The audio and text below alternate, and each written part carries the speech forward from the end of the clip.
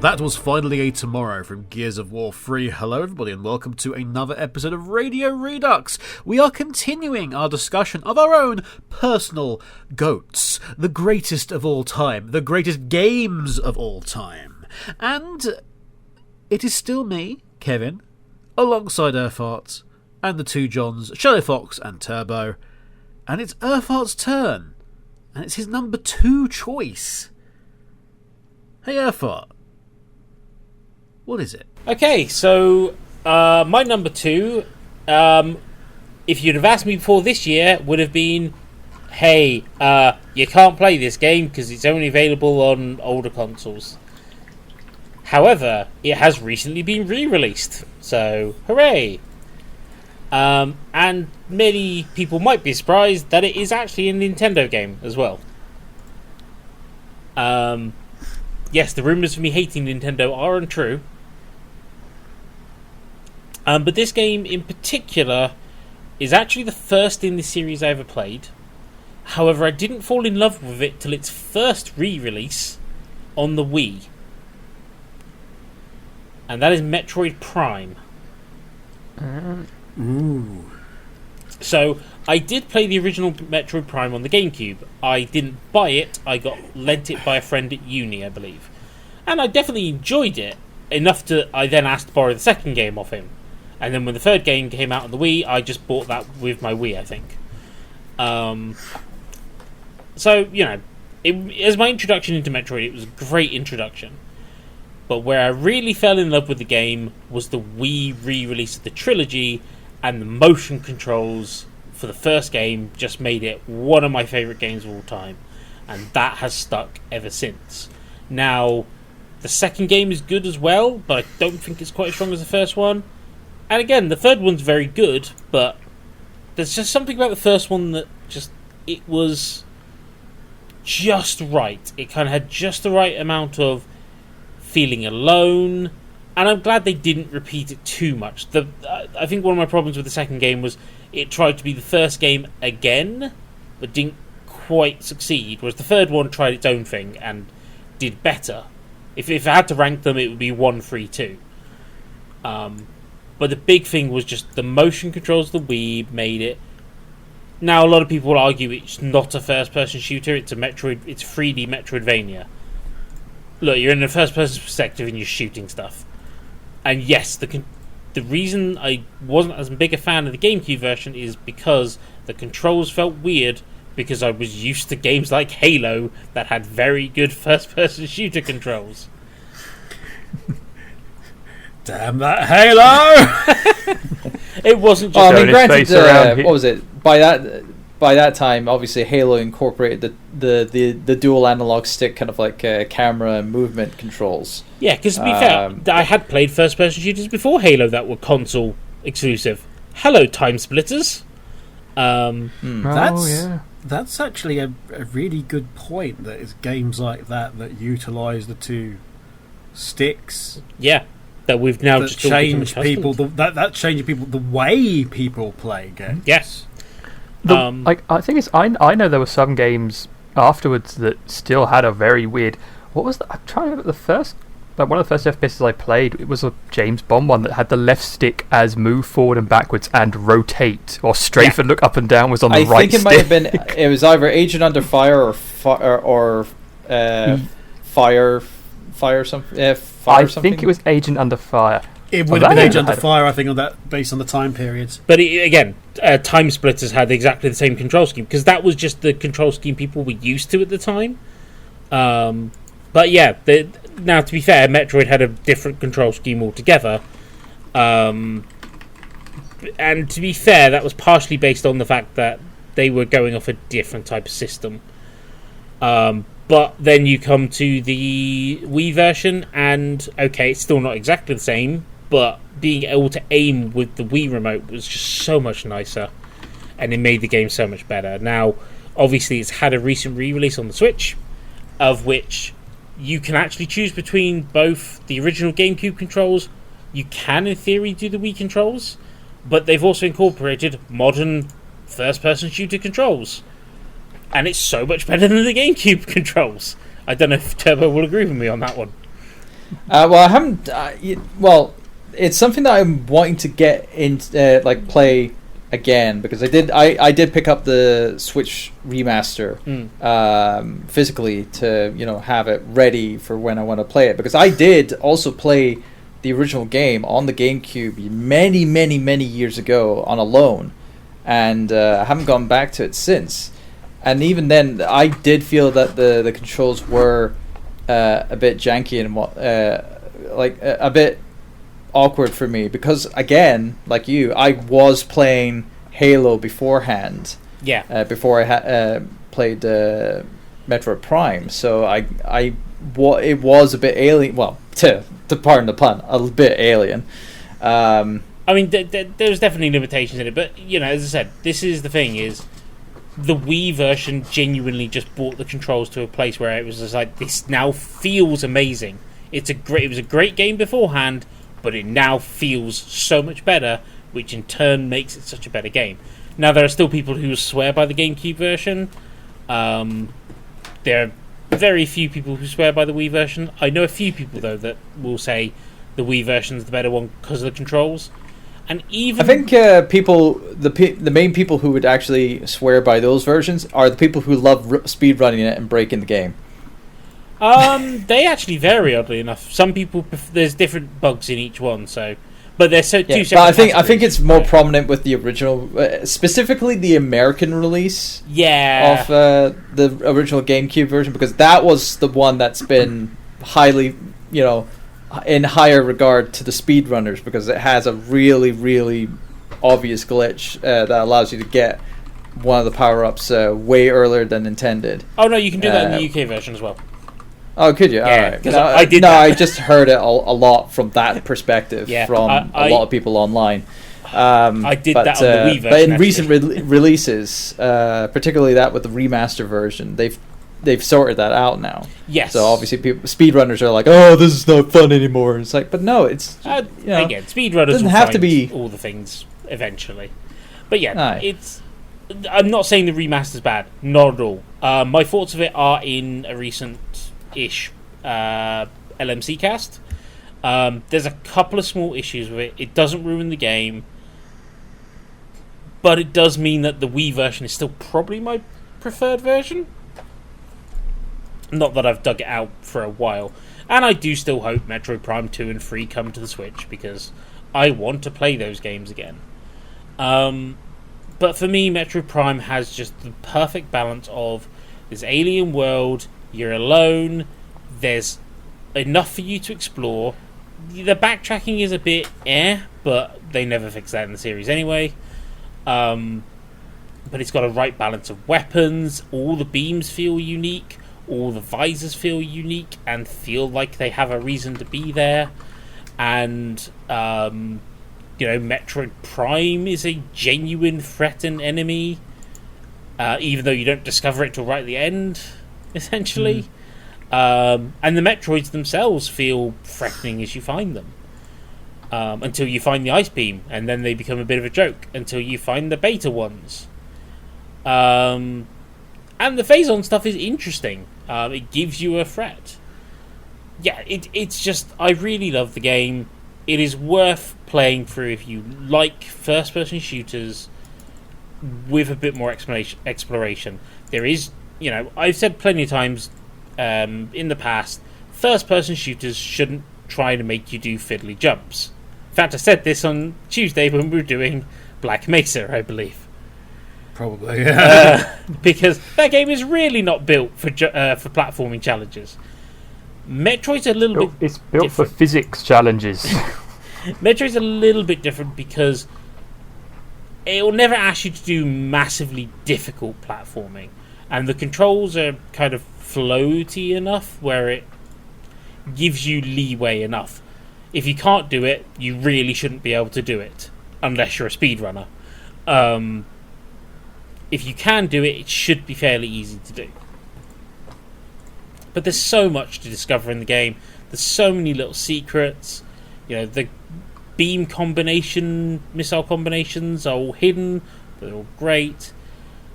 Yeah, it's an old love, but it's one I still love to this day. And when the Switch remaster came, immediately I was like, and I'm getting the physical version. I don't mind waiting another month just so I can have the physical version, so I can have a proper version of this game for a long time. I still have my trilogy version. As I said, I never owned the GameCube version. I borrowed those. And to be fair, this game set me off looking at the other Metroid games. I like Metroid Fusion. Metroid Zero Mission are still two of my favourite games. There's an amazing fan remake of the second game, which I still love. And, I enjoyed Dread as well. And I like the fact that Dread is a continuation of the storyline from Fusion. But Metroid Prime will always be the one I prefer, partially just because I prefer first-person shooters, as you could probably tell with Serious Sam. But it just had that really nice balance. And I don't think any of the other Metroid games have beaten it since, for me. I definitely understand people prefer some of the original ones. If you said your favourite is Zero Mission, I would not blame you. Zero Mission is a fantastic game. But for me, Metroid Prime is just the one I love more. You said you did the fan remake of the second. Have you never had a shot on the 3DS remake of 2? I've played a little bit, but no, I never bothered getting the 3DS remake. You never know. With how Nintendo have been, handling their ports recently, especially with what they've just recently announced for the Luigi's Mansion series. Yeah, where they're exactly. bringing the second game from the 3DS onto Switch.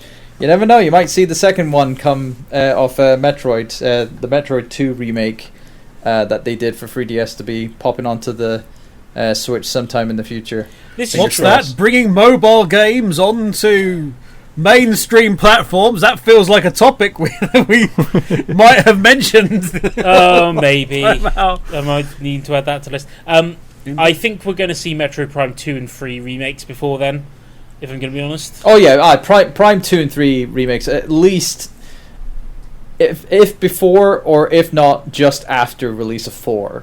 Yeah. Yeah. And I look forward to that. Admittedly, Metroid Prime is another one where I would be interested in doing a randomizer. However, that one's a lot more difficult to set up, so it'd also be a maybe. Although I love seeing some of the GDQ runs of there's an interesting run which is a randomizer where someone plays Metroid Prime 1 and another person plays Metroid Prime 2, and they can get items for the other person's game to help them out. But the end goal is they both have to finish the game. That's cool. If a weird experience. Well, I mean, they obviously play it a lot more often. There's another example of that. Another example going back to our old Ocarina of Time. Ocarina of Time randomizer is, big. Zuta, as it is mostly known. But Majora's Mask randomizer is a big thing now as well. But then there's also Zelda, Majora's Mask, and Ocarina mixed randomizer, where you can find items from the other game in their games, and I think you go to the Happy Mask shop to change between the games, because that's the one thread connecting the two. Yikes. It's a really cool concept. I was going to say that's a concept that they did for the Link to the Past and Metroid 3. Yes, those have been done as well. So, but obviously, this one's more between games that almost. Sorry, Super Metroid. I meant to say Super Metroid. I was like, why did I say Metroid 3? I don't know why I said that. Yeah, but it is technically Metroid 3. But it's officially called Super Metroid. But no, I know of that randomizer a lot more because Gerard he loves playing that randomizer a lot. Yeah, he loves both those games. I have more interest in the other ones because, there's a YouTuber I watch that has done quite a lot of Majora's Mask randomizers because he prefers that game. Although he does Zuta his partner does Zuta randomizers instead. So, but yeah, no. Metroid Prime is one. I was very happy for the remake to come out. while I had quibbles with the remake, and I don't think it's the best version of the game, I still am immensely happy with it. And the fact that, again, it's the fact that I can still play this game that I love. And, I can recommend it to other people to play. So, Metroid Prime is my number 2. And the last playable game you can still play on my list. My number 1 is not as easy to get. For over 15 years, bringing you the best in video game music. You're listening to Radio Redux.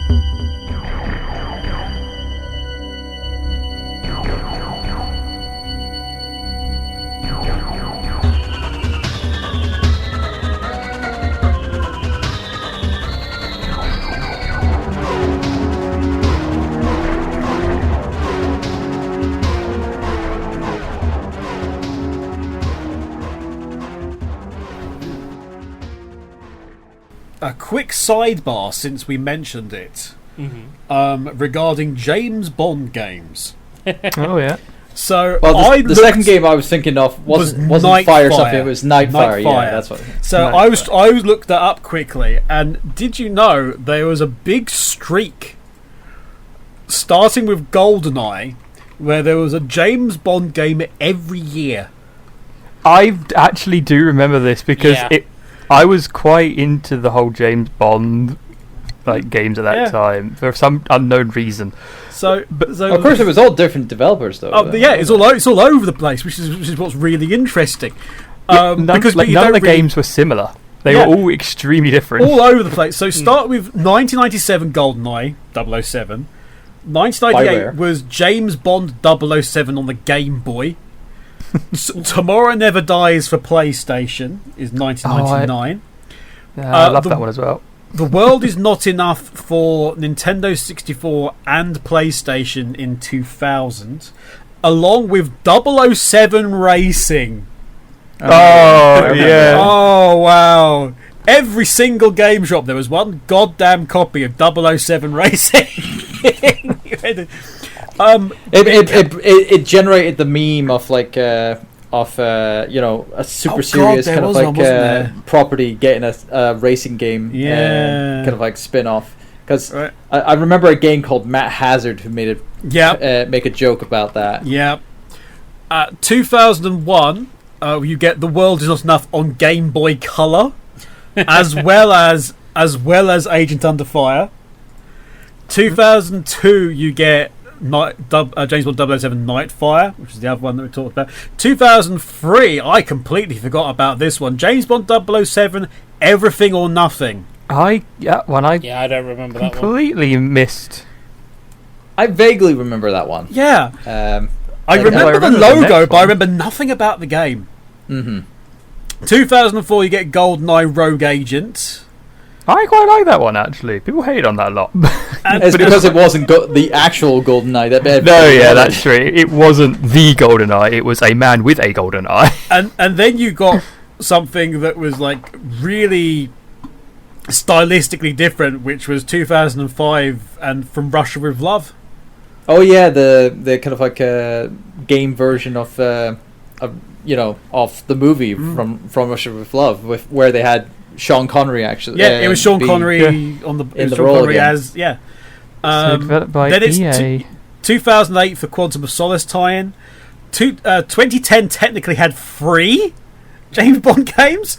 GoldenEye 007, Bloodstone, of course. James Bond 007 Bloodstone. GoldenEye Source was also came out in 2010. Oh. And then 007 Legends, if you remember that one, in 2012. Oh, that mess. That was a mess, that game. Absolute mess.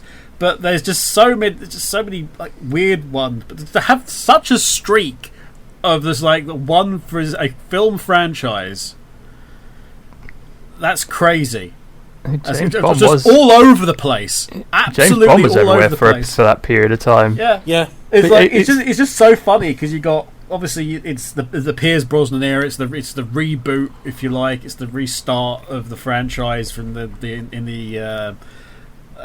mid to late 90s, and yeah, it's just wow. Never knew there was that many. May have a fun fact on that topic for another time. Another time, but yes, sidebar over. But since we mentioned it, I thought I'd bring it up.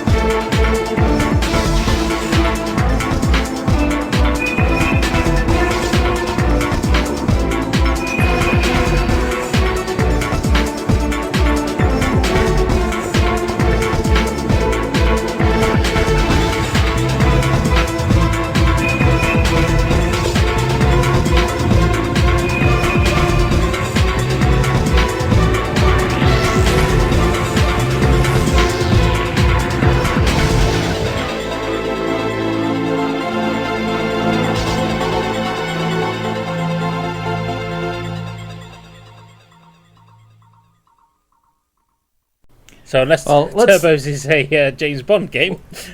Well, no. It's sadly not a James Bond game. I was it's actually Perfect Dark. Actually, that's a game I've never played of any iteration. No, I wanted to go back to what Josh Earthheart was just talking about with randomizers, and of course, obviously, it's a nice little segue into the next game that I have on my list that I have actually played. This is the one game that I actually have played a randomizer for, which has been featured on LMC. Kev will obviously know where I'm going with this. And it could go a couple of ways, but I suspect one more than the other. Well, it's obviously very, very well regarded in a certain time of the month, obviously. That you know too well. Giant spider! Yeah. So what I'm talking about, what is being referenced here is that of the remake, the 2002 remake of Resident Evil, and this was obviously something that Shinji Mikami, along with Capcom, was trying to make a big song and dance about of the Capcom 5 project that they were doing, where they would have 5 exclusive titles for the system for the Nintendo GameCube at the time, because they felt that was the best platform to try to make a kind of like a statement on, or make business on even. And the first one being that of a full-on, it's not HD at the time, but like a complete overhaul of the original game, which was at that time barely 5 years. It's like the original game came out in 96, I believe. And this was like 2002, 2001, 2000. It released in 2002, so just over 5 years afterwards. And Shinji Mikami said, "Yep, I want to remake this game. I want to make it better." And by God, it is better. It's better gameplay wise. It's better sound wise. It's better acting wise, even though it has some hammy voice acting to it, but at least it's a little more kind of like grounded than some it of those hammy previously are just was. references to the original one. Jill Sandwich. Sorry? Some of those. Oh yeah. The Jill reference. Sandwich line was in the original one. Yeah. But they're there as references. which was nicely reworded. Yeah. With it, where instead of Barry said for a second longer you would have been a Jill sandwich, he just said he says, and it's like, a second later you would have fit nicely into a sandwich, which grammatically it actually is a bit better, rather than calling Jill a sandwich. It's like he'd say, damn it, you Jill, would you're have such a damn been sandwich." squished into a paste to put nicely Jesus. onto the sandwich. I don't know. I think there's a charm to having terrible. Well, there is a charm, but then you get Capcom referencing it. Then you get House of the Dead. Yeah. Yeah, you get House of the Dead. You see, Who House of doesn't the love Dead it? was even worse, and it's still worse in all regard. But with Resident Evil, they tried to. You can either try and fix it, or you can run with it and embrace it, and that's I prefer. Well, the problem with later series with Resident Evil is that they keep going back and forth. Yeah, they want to reference the past, but then they want to make serious kind of like stories as well, and try to break away from that. Are you saying you don't want tofu anymore in your games?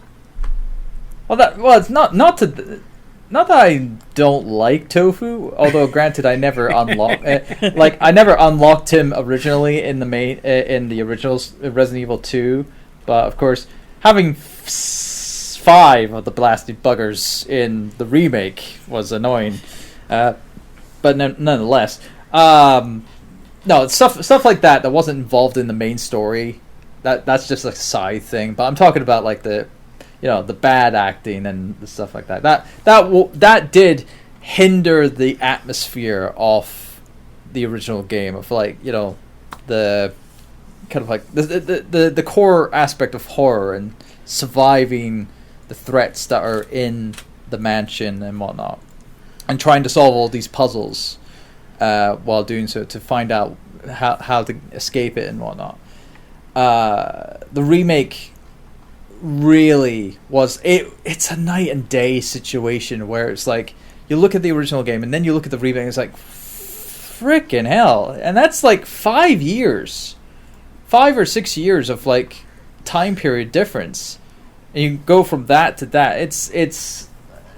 It's crazy how, and then obviously in recent years they've updated it to HD with the HD remasters and recent re-releases and whatnot. And on Steam, obviously they modded in a randomizer that was very fun to get through and whatnot. I've only ever completed that randomizer once. It's like I've tried several other attempts beforehand and it didn't. I've died because I never got freaking gun to work with. But that was so hilarious. Was that the one that you actually failed? The randomizer playthrough that you failed? No, the one that you've got uploaded onto the archive right now. That's the successful one.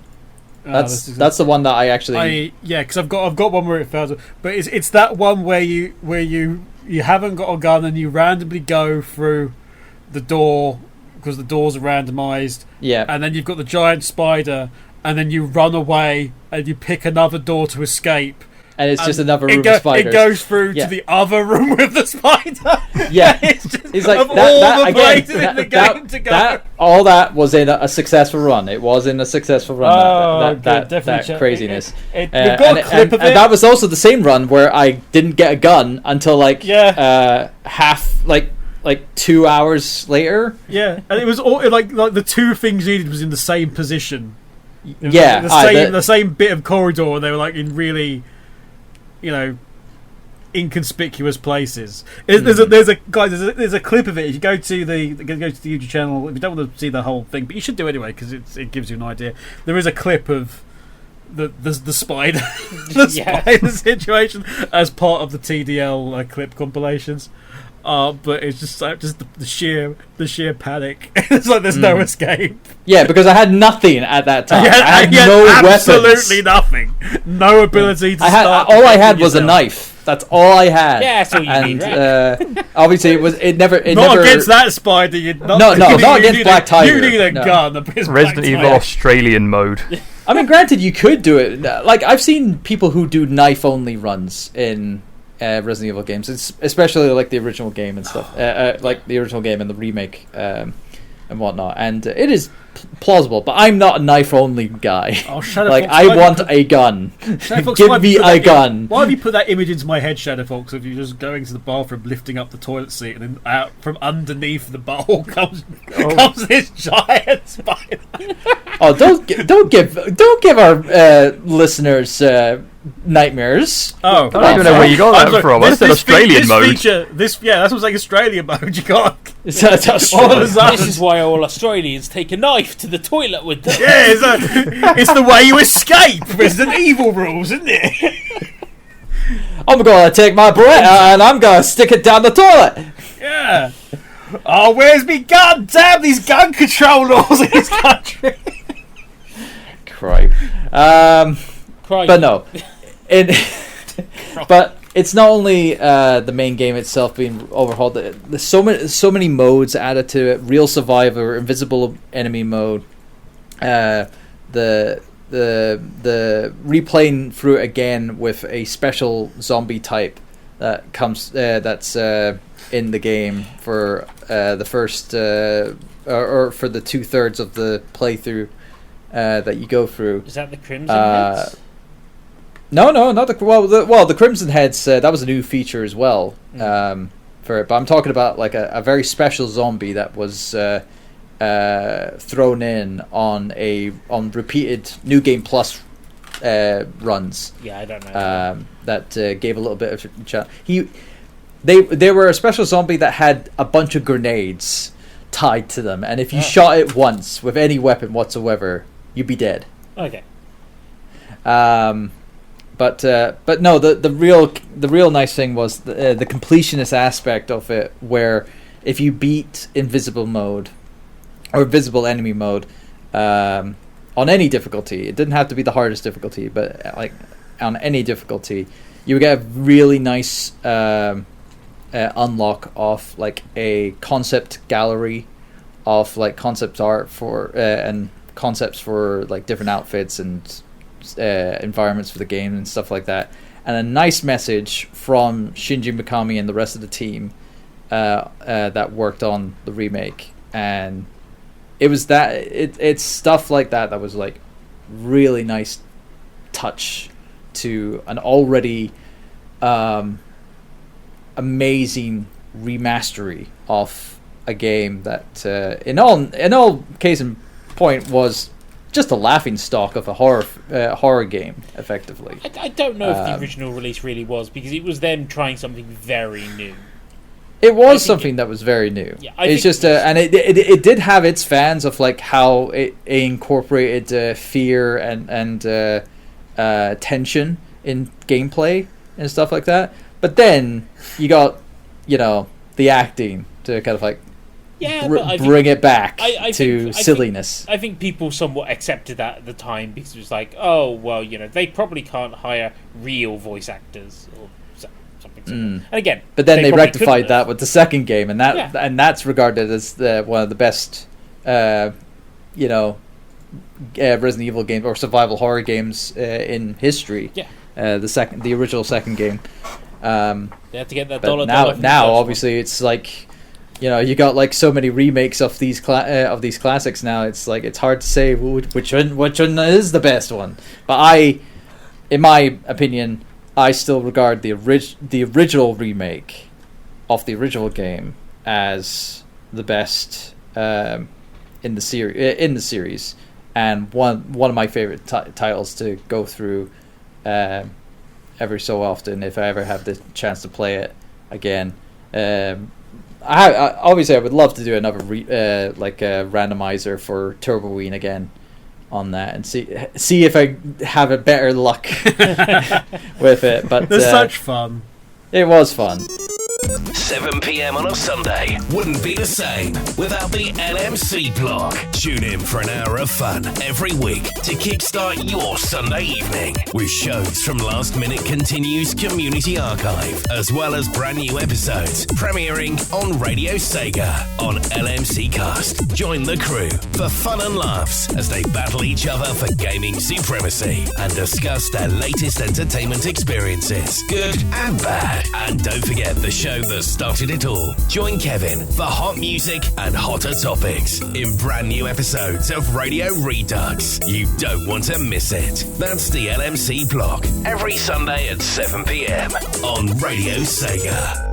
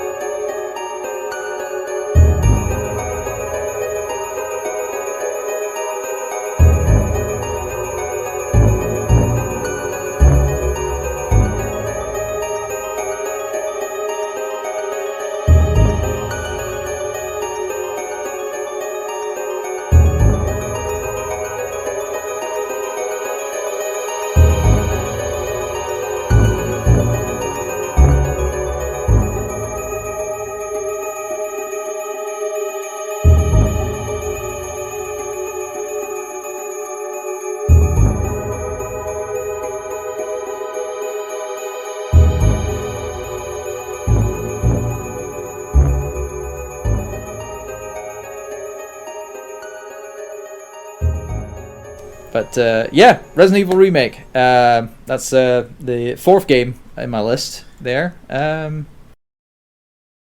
Shadow Fox, what's your fourth game? Well, my fourth game is a game that also contains quite large spiders and the undead. But it harkens back a little bit more to the more casual enjoyance of games. In fact, so what most people might go for a Viscera cleanup or something similar.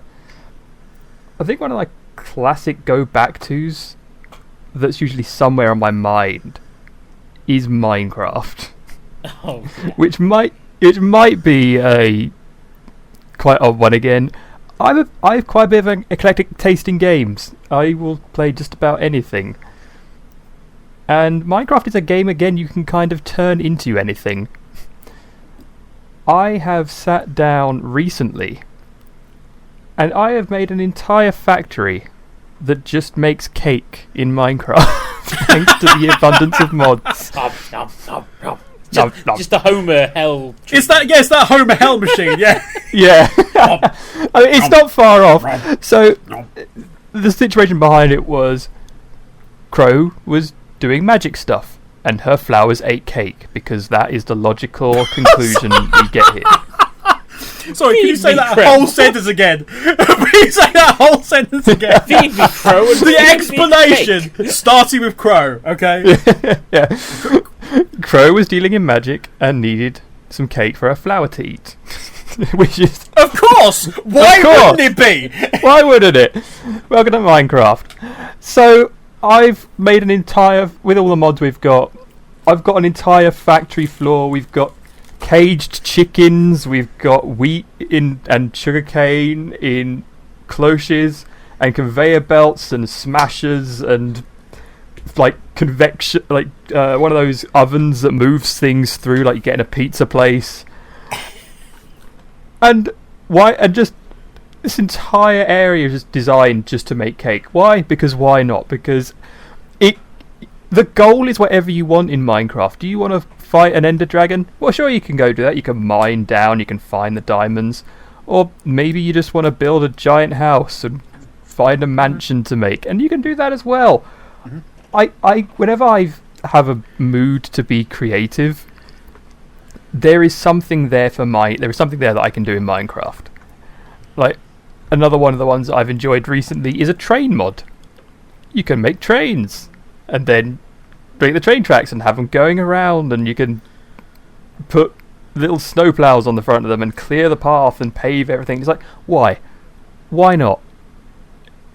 It's hard to find a game that just does allow you to do that. The amount of people have spent more time modding Minecraft than I think any other game. It feels like you can turn it into anything and everything.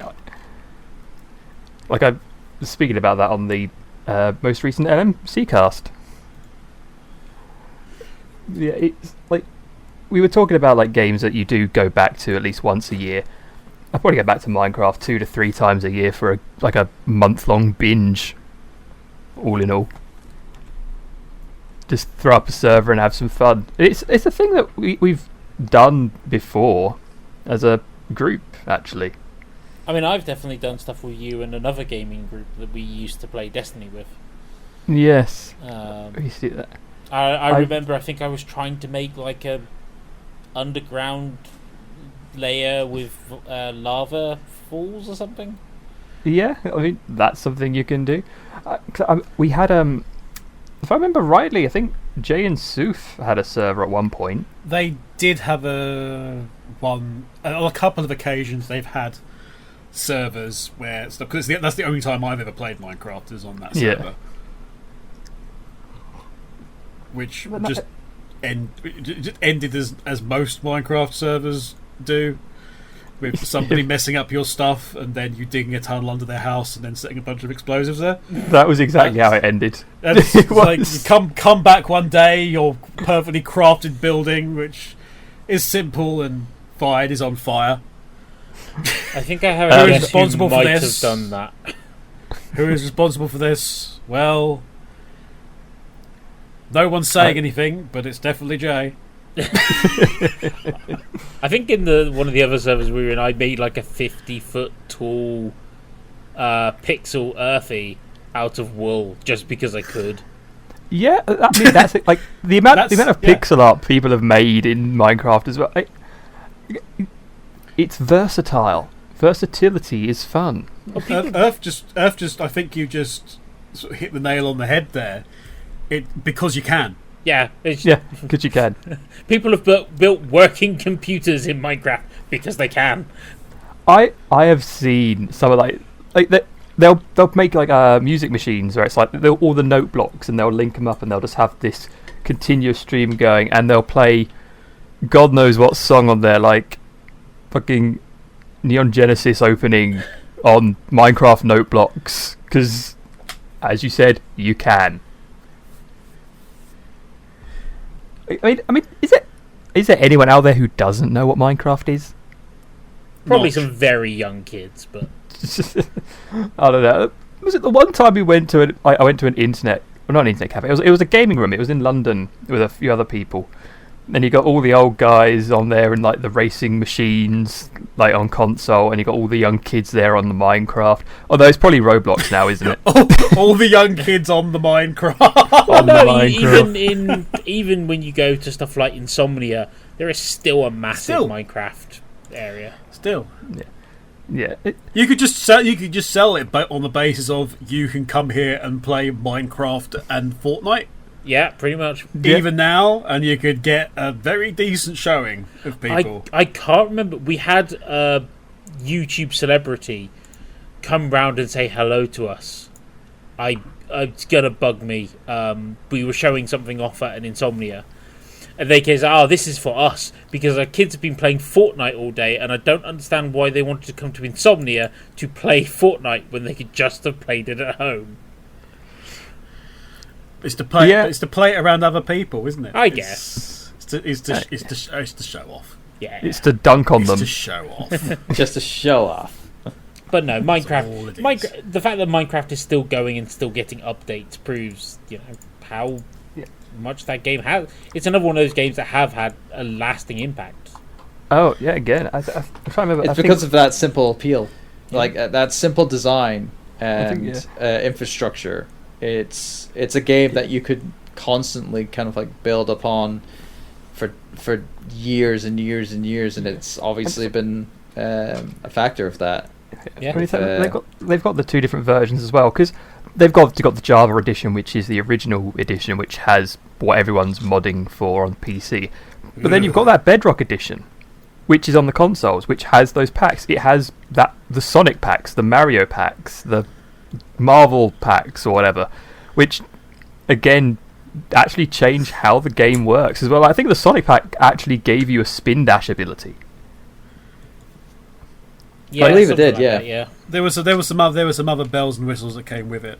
Yeah, including actual bells and whistles. I think. Remember right? Yes.